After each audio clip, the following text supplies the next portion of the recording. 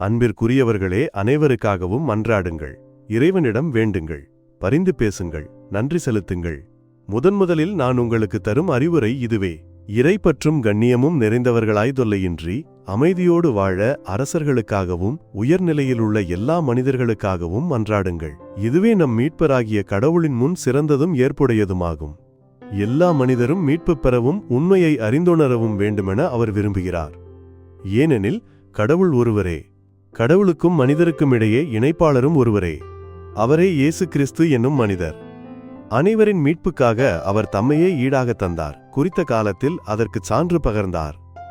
இதற்காகவே நான் நற்செய்தியை அறிவிப்பவனாகவும் திருத்தூதனாகவும் விசுவாசத்தையும் உண்மையையும் பிற இனத்தாருக்கு கற்பிக்கும் போதகனாகவும் ஏற்படுத்தப்பட்டேன். நான் சொல்வது உண்மையே, பொய்யல்ல.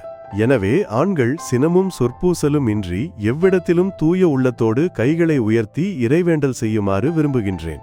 ஆண்டவரின் அருள்வாக்கு.